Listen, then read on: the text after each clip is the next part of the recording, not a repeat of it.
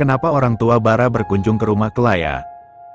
Pertanyaan itu masih tak terjawab hingga 20 menit kemudian. Saat mobil Pajero hitam milik Bara terparkir rapi bersama 2 mobil lainnya di halaman rumah Kelaya. Seharusnya pertanyaan itu sangat mudah untuk dijawab. Kuncinya ada 1, bintang. Namun, gadis itu tak memberi jawaban. Lebih tepatnya, nomor bintang tiba-tiba tidak aktif. Bintang masih nggak aktif, Masih, Bang. Checklist 1. Kelaya mengeluh. Walau bintang kadang nyebelin, Kelaya tahu, sahabatnya itu tidak akan tiba-tiba menghilang seperti ini. Gadis itu menghela napas. Di sisinya, Bara telah lebih dulu membuka seat belt, lelaki itu terlihat lebih tenang. Sekali lagi mereka bertatapan, Bara mengelus puncak kepala Kelaya. Mencoba menenangkan sang pacar yang masih cemas. Tidak apa-apa, semua akan baik-baik saja. Begitu arti tatapan Bara. Lelaki itu keluar lebih dulu. Belum sempat ia membukakan pintu untuk Kelaya. Gadis itu telah turun dari mobil dengan wajah tanpa dosa. Cemas serta gugup membuat Kelaya tak terlalu dapat berpikir jernih. Ia lekas menggenggam jemari Bara. Mencari perlindungan dari genggaman tangan besar itu. Berlatarkan langit senja yang hampir sirna di telan malam. Sepasang kekasih itu akhirnya melangkahkan kaki ke pintu utama. Siap dengan segala kondisi, mungkin saja kelakuan mereka diketahui para orang tua, walau kemungkinan sangat kecil. Rumah Kelaya tak ada CCTV, kecuali teras dan garasi. Bang bentar, jangan dibuka dulu, aku mau narik napas. Kelaya menahan tangan Bara yang ingin membuka pintu rumah. Oke, kita. Kok udah pulang? Gagal. Kelaya gagal menenangkan diri. Jantungnya hampir melompat ke perut saat pintu rumah tiba-tiba dibuka oleh Jasmine. Ibu Bara itu memakai apron berwarna biru muda, juga terlihat terkejut melihat kedatangan mereka. Mama? Mama kenapa bisa ada di rumah Kelaya? Bara berlagak terkejut. Menetralkan keterkejutannya, Jasmine berdeham singkat. Emangnya kenapa? Ini kan rumah calon besan. Enteng sekali Jasmine berkata demikian, tak tahu kalau efeknya sangat hebat untuk Kelaya ataupun Bara. Sepasang kekasih itu saling lirik seperkian detik sebelum Kelaya dipeluk singkat oleh Jasmine. Kalian masuk Gih, Mama mau ngambil sesuatu di mobil. Sampai Jasmine meninggalkan keduanya, Kelaya dan Bara bertatapan lalu saling sikut pelan. Rumah calon besan. Bara menirukan ucapan mamanya seraya menggoda Kelaya. Berarti, saya boleh manggil orang tua kamu mama papa juga dong? Kelaya melotot, lantas mencubit pelan tangan Bara yang menyikutnya. Bolehlah. Lalu gadis itu ikut tertawa. Akhirnya lega karena prasangka buruknya tak jadi kenyataan. Apapun alasan orang tua Bara ada di sini, setidaknya itu bukan karena hal-hal negatif. Pun, Bara juga dapat bernafas lega. Padahal ia sudah bersiap untuk kemungkinan terburuk. Tapi sepertinya, Bara punya rencana baru. Saya mau ngambil belanjaan buku di mobil dulu ya, Kamu duluan aja, nanti saya nyusul. Akibat cemas, mereka bahkan melupakan belanjaan penting itu. Gak, aku ikut. Bukunya kan banyak. Saya kuat kok, Tetap aja, aku mau bantu. Kamu masuk aja, Kenapa malah berantem di muka pintu? Jasmine datang bersama tote bag berukuran sedang. Yuk, masuk Kalau barang nggak mau dibantu, nggak usah dibantu. Wanita itu menggandeng Kelaya, menjauhkan dari Bara. Sedikit banyak, Jasmine dapat memahami apa yang Kelaya dan Bara perdebatkan. Dia sempat mencuri dengar saat berjalan menghampiri mereka. Melihat Kelaya di bawah ibunya, Bara tiba-tiba merasa kehilangan. Namun, sudah terlambat untuk Bara menarik kembali kata-katanya. Tapi, Tante, bukunya banyak. Jadi aku mau bantu. STT. Sukses menghentikan perkataan Kelaya, Jasmine melirik Bara. Bara itu kuat, Ai. Tante yakin dia juga kuat ngangkat kamu. Jadi 10 buku pun tidak seberapa berat untuk Bara. Iya, kan, Bar? Iya, Ma. Bara cepat mengiyakan. Mamanya tak tahu saja, Kelaya sering diangkat Bara. Entah agar lelaki itu tak sakit leher saat mereka berciuman. Akibat perbedaan tinggi badan, atau, sudahlah. Bahaya jika diteruskan. Mama kesini sama siapa? Si Papa sama Bintang. Bintang? Iya, tapi dia lagi keluar bentar. HP-nya tadi nggak sengaja nyebur di kolam, Ai. Nyebur di kolam? Aneh, kan? Anaknya suka petakilan emang. Suara Kelaya dan Jasmine kian samar seiring dua orang itu berjalan memasuki rumah. Dan Bara masih diam di depan pintu, menatap tak berkedip pada dua perempuan yang sama-sama berharga di hidupnya. Rasanya sulit digambarkan saat melihat dua orang itu akrab dan bisa tertawa bersama. Bara bahagia. Lelaki tersenyum kecil, menatap sekali lagi pada Kelaya dan Jasmine sebelum kemudian berbalik. Berlari menuju mobil. Cepat-cepat mengambil buku. Agar bisa kembali berkumpul bersama Kelaya dan keluarga mereka. Iya, keluarga mereka. Sebentar lagi dua kata itu akan benar-benar terwujud secara sah. Tepat saat ijab kabul nanti. Satu kalimat ajaib yang bisa menyatukan keluarganya dan keluarga Kelaya. Bara berharap semua akan berjalan lancar hingga hari itu tiba. Lebih tepatnya, ia akan berjuang hingga semuanya berjalan di jalur semestinya. Tak ada yang perlu Kelaya khawatirkan. Mereka hanya memasak bersama. Sementara itu Bara bermain catur bersama para lelaki. Tak lama setelah itu, Bintang muncul dengan wajah masam. Gadis itu curhat panjang lebar perihal ponselnya yang harus diservis beberapa hari. Setelah puas curhat, Bintang memutuskan untuk pulang lebih dulu, katanya sih ingin menenangkan diri.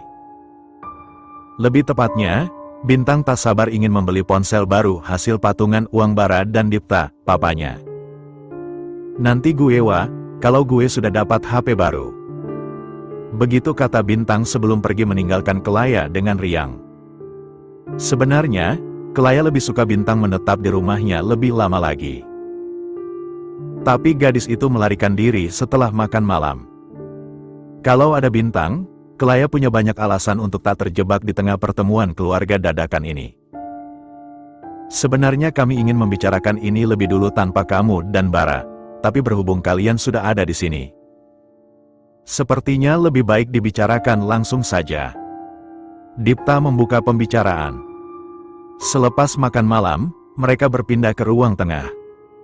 Kelaya duduk berjajar dengan Hana dan Kaifan. Sedangkan di seberangnya, duduk berjajar Bara, Dipta dan Jasmine. Dalam sekejap suasana ringan selepas makan malam berubah menjadi serius. Kelaya menatap Bara di seberangnya, bertanya dari tatapan mata. Tapi Bara sepertinya juga tak tahu menahu dengan rencana para orang tua mereka. Iya, sepertinya memang lebih baik mengikutkan Kelaya dan Bara. Jadi, kita bisa sekalian ngambil keputusan, sambar Kaifan.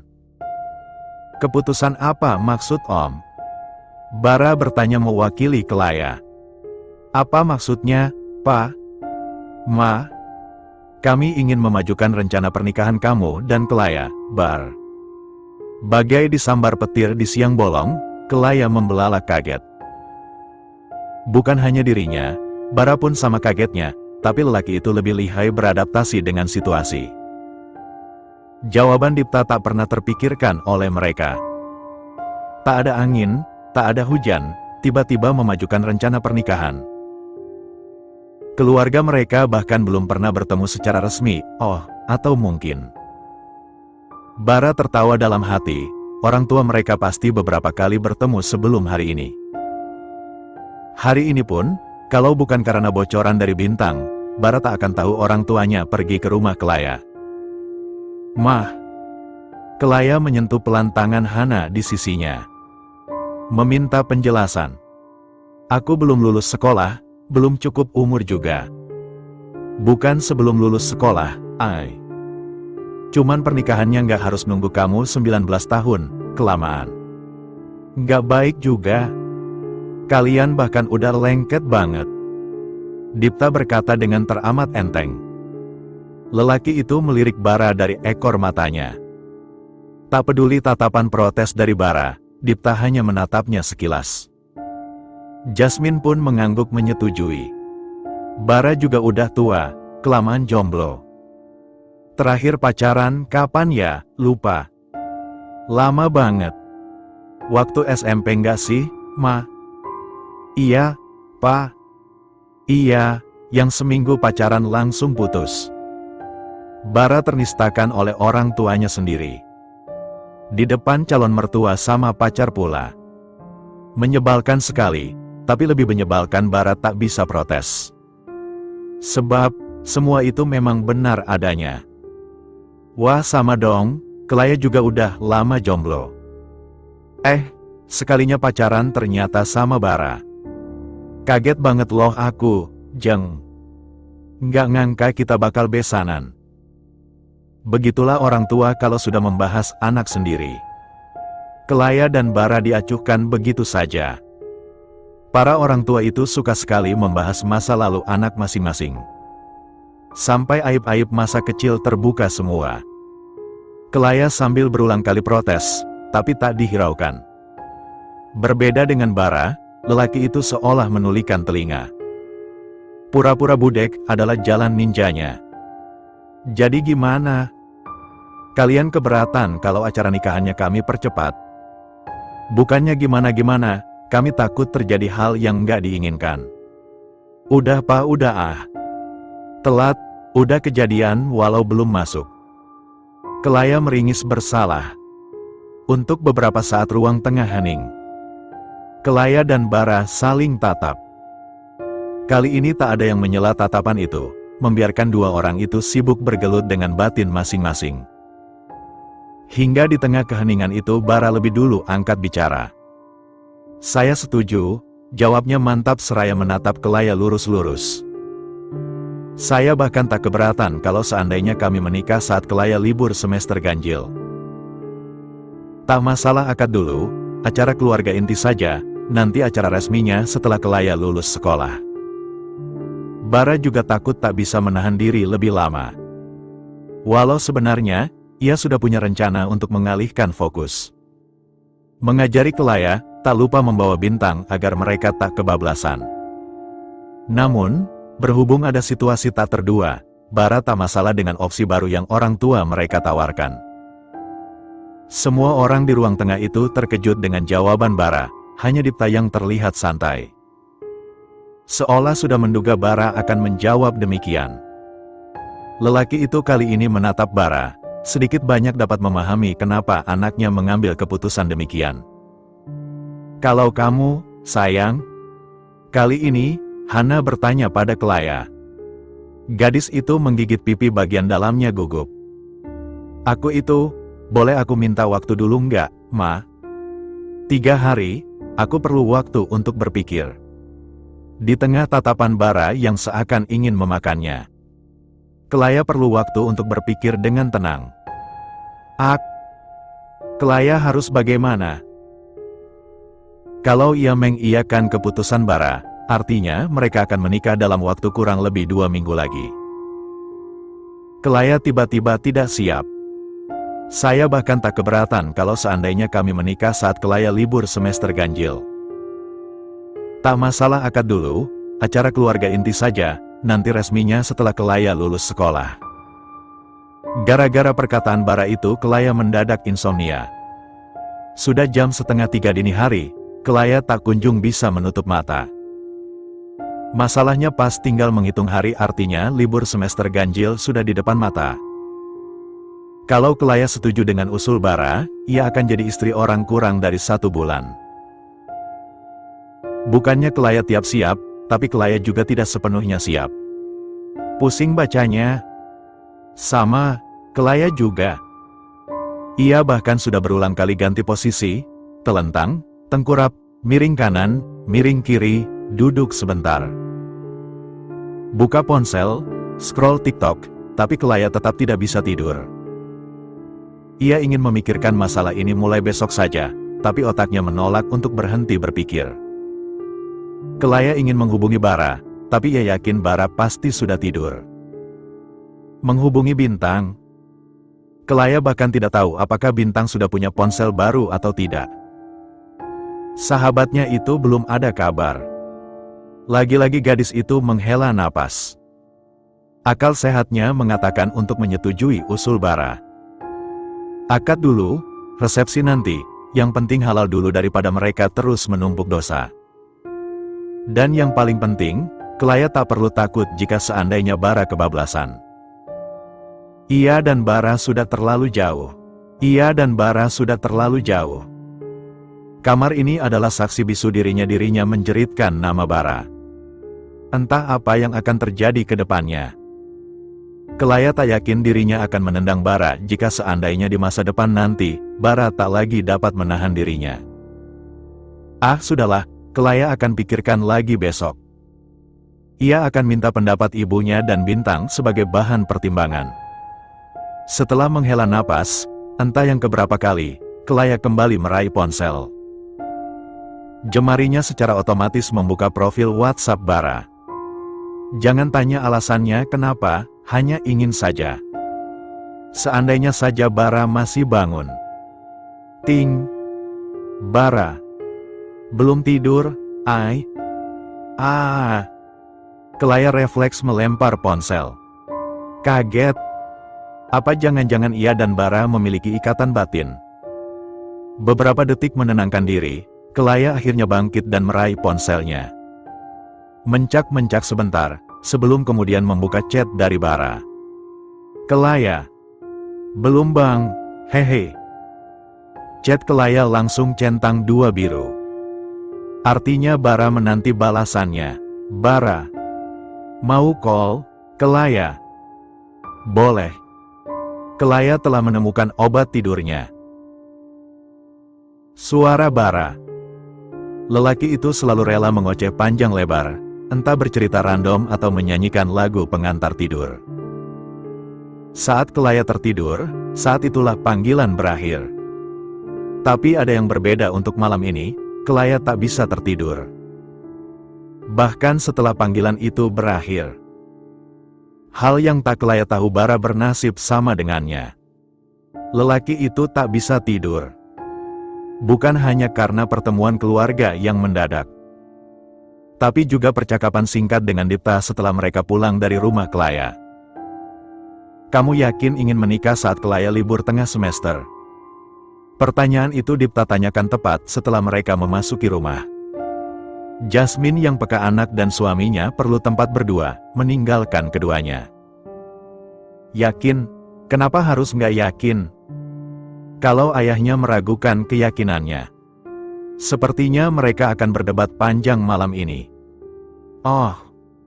Di luar dugaan, hanya itu respons Dipta. Lelaki itu terlihat teramat santai untuk seorang ayah yang baru saja datang dari rumah calon besan dan mengetahui anaknya ingin menikah secepatnya. Namun, Bara tak terkejut dengan respons ayahnya. Dipta memang seperti itu. Lelaki itu acuh tak acuh, walau sebenarnya peduli. Hal yang paling menyebalkan dari ayahnya hanya satu, jahil. Bara bahkan tak terkejut jika seandainya seluruh keluarga besarnya tahu Bara ingin menikah secepatnya hanya karena satu celetukan dari Dipta. Baguslah, Papa sempat takut kamu akan memilih untuk menikahi Kelaya setelah gadis itu lulus.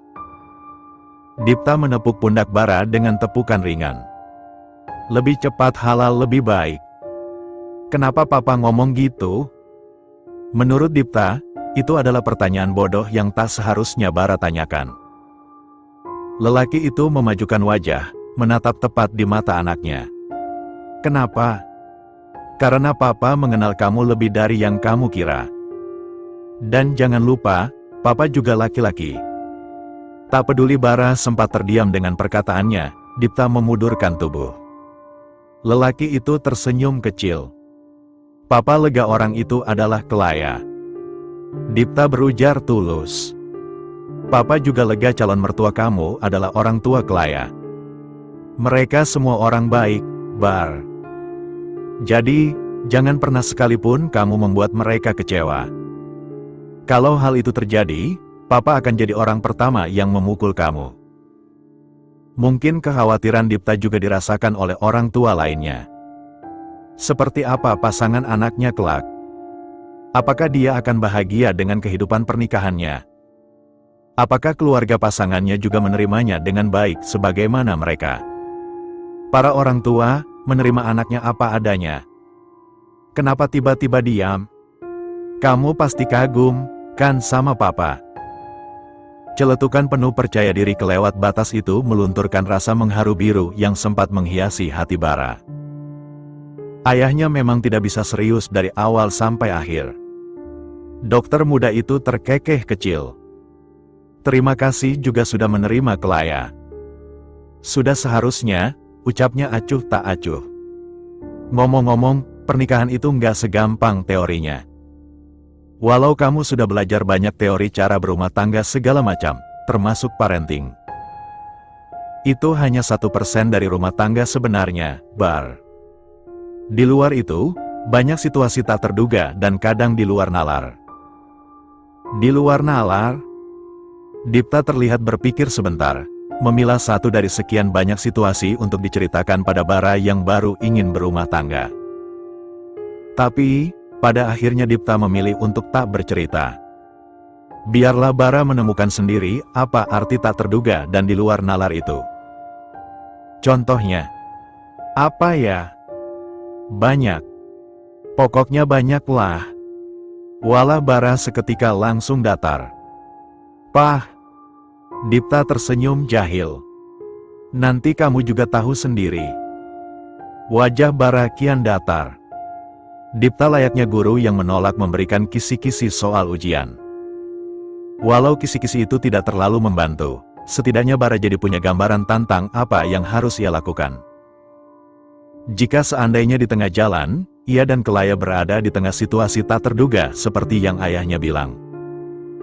Sudah kan? Papa tidur dulu ya, kamu pikirin sendiri sisanya.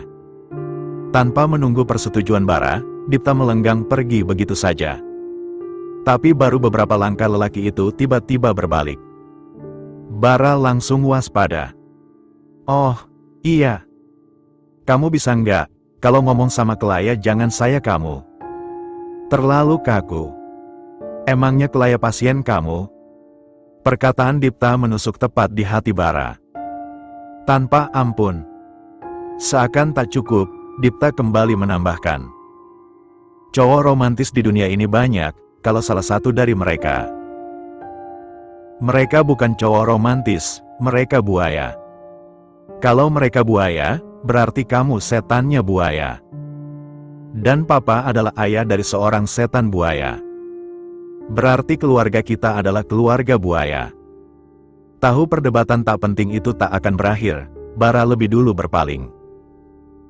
Penting menjauh dari Dipta untuk menjaga dirinya tetap waras. Dipta mati-matian menahan tawa melihat Bara menjauh. Bara, kamar kamu bukan ke arah sana. Bara hanya melambaikan tangan sambil terus berjalan membelakangi Dipta. Dasar. Dipta geleng-geleng kepala melihat Bara yang akhirnya kembali keluar dari rumah. Sudah dipastikan anaknya itu akan pergi ke apartemen. Mungkin Bara perlu ruang sendiri untuk berpikir. Maka dari itu, Dipta tak akan melarang Bara pergi. Terserah Bara saja. Lagi pula, anaknya itu sudah lebih dari sekedar dewasa. Tak terduga. Di luar nalar. Bara awalnya tak ingin memikirkan perkataan ayahnya, tapi ia kepikiran. Rekan-rekan kerja di rumah sakit pun sering bercerita mengenai anak, istri, atau suami mereka. Bara sebagai jomblo hanya dapat mendengarkan saja. Kalau lagi apes, ia kadang akan menjadi bulan-bulanan, atau lebih parah, dijodohkan. Lelaki itu menghela napas. Pikirannya melayang kemana-mana. Apakah Kelaya akan menyetujui pilihannya? Bagaimana kalau Kelaya keberatan dan ingin menikah setelah lulus? Selain itu, jika seandainya Kelaya setuju, haruskah Bara mencari rumah baru? Atau, lebih baik tinggal di apartemen saja? Kalau tinggal di apartemen, sepertinya Bara perlu membeli banyak barang tambahan. Laki-laki itu tiba-tiba bangkit dari tidurannya. Daripada tidak bisa tidur dan berakhir overthinking, lebih baik Bara bergerak. Maka dari itu, dengan bermodal 1 buah buku dan pulpen, Bara mengitari setiap tempat di apartemennya, mulai dari kamar mandi, kamar tidur, dapur, ruang depan dan balkon. Mencatat barang-barang yang sekiranya perlu dibeli karena apartemen itu akan benar-benar difungsikan sebagaimana rumah pada umumnya. Di tengah kegiatan mencatatnya, Bara terdiam di depan lemari pakaian. Lelaki itu membukanya tiba-tiba, diam lagi, lalu tersenyum hingga telinganya memerah. Bajunya yang tak seberapa ini akan bersanding dengan baju-baju Kelaya. Warna dominan gelap di lemarinya ini akan lebih berwarna dengan adanya pakaian Kelaya. Gadis itu menyukai warna-warna pastel. Memikirkan hal itu saja jantung Bara berdegup cepat. Oh iya, Bara juga perlu menambahkan meja rias di kamarnya. Kelaya memerlukan itu. Selesai dengan bagian kamar, lelaki itu beralih ke ruang-ruang lain. Kembali sibuk meneliti dan sesekali mencatat. Dalam keheningan malam itu, kepala Bara ramai dengan pikirannya tentang Kelaya. Ia baru berhenti mengitari apartemen saat matanya tak lagi bisa diajak berkompromi. Kelelahan dan berakhir di tempat tidur. Tak langsung tidur, Bara memeriksa ponselnya untuk sejenak. Betapa terkejutnya ia saat mendapati Kelaya sedang online. Bara. Belum tidur, ay? Kelaya. Belum bang, hehe. Hari itu Bara menutup malam dengan menyanyikan Kelaya lagu sebagai pengantar tidur. Dirinya memilih untuk tak membahas tentang pertemuan keluarga hari ini. Bukan waktu yang tepat. Lagi pula, prioritas saat ini adalah membuat Kelaya tidur. Membicarakan hal itu hanya akan membuat mereka sama-sama terjaga hingga pagi. Lebih baik mengambil pilihan lain, menyanyikan Kelaya lagu. Walau ia yakin suaranya tak bagus-bagus amat, tapi lumayan. Anehnya Kelaya suka mendengar suaranya. Suaranya yang berat, sangat khas saat melantunkan lagu Thinking Out Loud, Ed Sheeran. Di lain sisi, Kelaya salah mengira. Ia tak bisa tidur kalau Bara menyanyikan lagu romantis seperti ini. Namun, Kelaya tetap menutup matanya, berpura-pura tertidur. Hingga lagu itu berakhir, Kelaya lega bisa tetap menutup matanya. Ai, sudah tidur ya? Kali ini, Bara bertanya lirih. Lalu lelaki itu tersenyum, menatap wajah tidur Kelaya, lebih tepatnya Bara tak tahu Kelaya pura-pura tidur. Saya, Aku tutup ya, I love you. Panggilan ditutup. Kelaya langsung melompat bangun. Sekali lagi melihat ke arah ponsel. Memeriksa riwayat panggilan, takut ia hanya bermimpi. Beneran abis teleponan sama Bang Bara. Gadis itu berteriak heboh, tak peduli jika seandainya teriakannya bisa membangunkan orang tuanya. Dia tadi ngomong aku, kan? Iya, kan? Tanyanya entah pada siapa. Dia juga tadi ngomong I love you, kan? Iya, kan? Kelaya akhirnya tidak bisa tidur. Sibuk mengendalikan jantungnya yang berdetak heboh hanya karena Bara menyebut dirinya. Aku, bukan lagi saya, seperti biasanya. Terlebih, Bara bilang, I love you. Sudah dipastikan mata Kelaya tak akan bisa terpejam hingga subuh datang. Kacau. Hatinya benar-benar kacau. Ai, lo beneran bakal nikah sama abang gue libur semester ini? Sepulang sekolah, setelah menemani Bintang membeli ponsel, kemarin Bintang tak jadi membeli ponsel. Katanya bingung mau beli yang mana, akhirnya memutuskan membeli hari ini saja setelah banyak pertimbangan. Dua sahabat itu duduk santai di salah satu kafe. Belum tahu, Bin. Gue belum ngasih jawaban. Tapi, bentar. Gue masih bingung, kok bisa cepet banget? Kita belum lulus, Ai. Gadis itu menatap Kelaya penuh tanda tanya. Kata orang tua gue, biar cepet halal. Emang lo sama abang gue ngapain sampai harus? Suara Bintang memelan. Tiba-tiba teringat satu hal yang teramat penting tapi bodohnya sempat ia lupakan. Wah. Bintang menutup mulut syok. Ia ingat pernah menelepon Bara di saat yang amat tidak tepat. Lo sama abang gue benar-benar. Kelaya meringis, tak bisa berbohong. Ia pernah terciduk oleh Bintang. Kalau gitu ceritanya, kalian emang harus dinikahin sih, Ai. Harus, enggak, wajib. Bintang meraih tangan Kelaya, menggenggamnya erat. Abang gue wajib tanggung jawab karena pernah anuin lo. Kelaya menutup wajahnya, tiba-tiba malu. Enggak sampai sana kok, Bin, lirihnya tapi masih didengar Bintang. Tapi tetap aja, Ai. Tunggu kita sampai lulus itu lama. Kalau tiba-tiba gol gimana? Itu juga yang Kelaya pikirkan. Sahabat Kelaya yang biasanya susah diajak serius itu tiba-tiba menatap Kelaya penuh keseriusan. Kalau saran gue sih, mending nikah aja, Ai. Nggak apa-apa resepsi nanti. Lagian calon suami lo ini udah mapan.